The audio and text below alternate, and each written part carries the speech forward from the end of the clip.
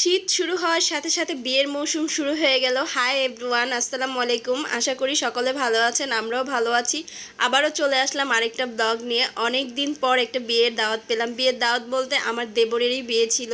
Normally গরমের মধ্যে তেমন একটা বিয়ে শাদীর অনুষ্ঠানে দাওয়াত পাওয়া যায় না, কিন্তু শীত আসলেই না অনেক দেখা যায় বিয়ের অনুষ্ঠানে দাওয়াত পাওয়া যায়। আর এইদিকে আজকে যেহেতু আমার দেবরের বিয়ে ছিল, আর বিয়েটা ছিল, অনুষ্ঠানটা ছিল একটা মাঠের মধ্যে। অনুষ্ঠানটা অনেক বড় করে করা হয়েছিল, কারণ এখানে সকল আত্মীয় স্বজনরা, আশেপাশের মানুষ, পাড়া প্রতিবেশী সবাই আসবে।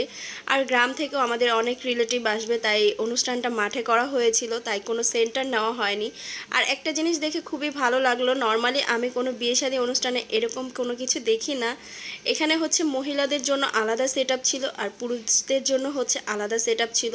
আর এদিকে জারিফা পাখি তো দুষ্টামি করতেছিল, সে কোনোভাবেই ভিডিওতে আসবে না। সে খুব লজ্জা পাচ্ছিল, কেননা সে আজকে সাজুগুজু করেছে। নর্মালি সাজতে সে তেমন একটা পছন্দ করে না, আমি জোর জবরদস্তি তাকে সাজিয়ে দিই।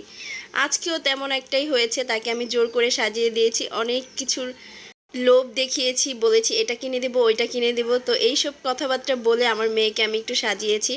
আর এখানে হচ্ছে খাবার দাবার সব চলে আসলো, খাবারগুলো অনেক মজার হয়েছিল।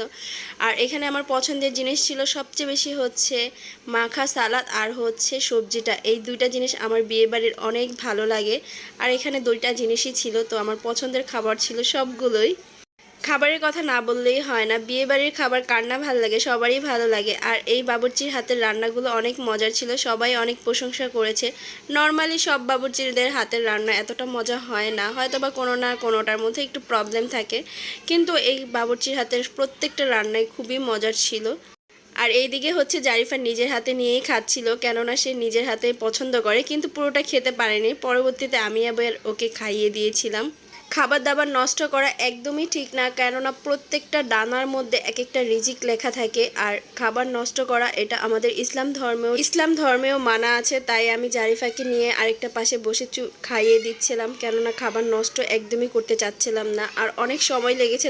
অনুষ্ঠানটা যেহেতু আমাদের রিলেটিভের, তো যাওয়ার এত তাড়াও নেই, কারণ আজকে সবার সাথে দেখা হবে। দেখা যায় কি, নর্মালি পাড়া প্রতিবেশীদের অনুষ্ঠান থাকলে কিংবা দূরের কেউ দাওয়াত দিলে দেখা যায় অনুষ্ঠান খাওয়া দাওয়া শেষ করেই চলে আসতে হয়, কিংবা চলে আসি আমরা, তেমন একটা সময় দিই না। কিন্তু আজকের অনুষ্ঠানটাতে অনেক সময় দেওয়া হবে, কারণ যেহেতু আমাদের রিলেটিভের, আর আজকে সবার সাথে দেখা হবে।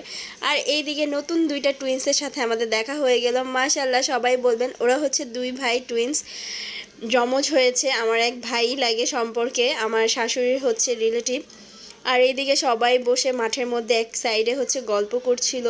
এখানে সবার সাথে দেখা হয়েছে, তো এই জিনিসগুলো খুবই ভালো লাগতেছিল, কারণ আগেও বলেছি অনেকের সাথে নতুন করে আবার পরিচয় হয়েছে। আর আমার মামি শাশুড়ি আসতে একটু লেট করে ফেলেছিল। আর এখন তো বর্তমানে দিন অনেক ছোট, শীতের দিন অনেক ছোটই থাকে, আর রাতটা খুব বড় থাকে, দিন কিভাবে চলে যায় বুঝাই যায় না।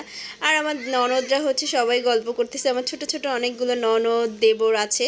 সবাই লজ্জা পাচ্ছিল, সবাই মুখ ঢাকতেছিল আমি যখনই ভিডিও শুরু করতেছিলাম। আর এখানে আমার মামি শাশুড়িরা সবাই বসেছিল, সবাই আমরা বসে গল্প করতেছিলাম।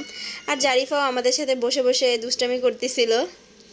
এই জিনিসগুলো না আসলেই ভালো লাগে, আত্মীয় স্বজনদের সাথে দেখা হলে অনেক ভালো লাগে। আমার তো নর্মালি অনেক ভালো লাগে, সেটা আমার হোক শ্বশুর বাড়ির আত্মীয় স্বজন কিংবা আমার বাবার বাড়ির আত্মীয় স্বজন, সবসময় আমার সবার সাথে দেখা সাক্ষাৎ করতে খুবই ভালো লাগে। আবার এইদিকে হচ্ছে জারিফা একটু দুষ্টুমি করতেছিল, বালু দিয়ে খেলা করতেছিল। তাকে আজকে কোনো বকাঝকা আর করি নেই, কেননা যেহেতু অনুষ্ঠানে এসেছে, থাক একটু দুষ্টামি করুক। বাচ্চা কাচ্চারা একটু দুষ্টামি না করলে হয় না। দেখা যায় বাচ্চা কাচ্চারা একটু দুষ্টামি করলে ওদের শরীর স্বাস্থ্যও ভালো থাকে এবং মন মানসিকতাও ভালো থাকে। আর চুপচাপ বসে থাকলে না, দেখা যায় মন খারাপ করে বসে থাকলে কারো কাছেই ভালো লাগে না। এইদিকে সব মুরব্বীরা একসাথে বসে গল্প করতেছিল, আর এইদিকে হচ্ছে সব বাচ্চারা, মানে আমার ননদ দেবররা সবাই একসাথে বসে বসে গল্প করতেছিল। এখানে আরও অনেকেই মিসিং আছে, অনেকেই আসেনি, তো তাদেরকে অনেক বেশি মিস করতেছিলাম। আর তাদের কথা বলতেছিলাম কেন আসলো না কিংবা দেখা হলো না। আর এই তো সবাই এখানে। একটা মেয়ের জীবনে দেখবেন শ্বশুরবাড়ির সবাইকে মানিয়ে নিতে পারলে না, তাই সেই মেয়েটার জীবনটা অনেক খুশি এবং অনেক ভালো কাটে। আর আরেক দিকে যদি মানিয়ে না নিতে পারে না, তাহলে অনেক দুঃখে কিংবা অনেক কষ্টে কাটে। তো ভিডিওটা আজকে এই পর্যন্তই ছিল, আশা করি সকলের কাছে ভালো লাগবে। ভালো লাগলে আমাদের জন্য দোয়া করবেন। আল্লাহ হাফেজ, ভালো থাকবেন।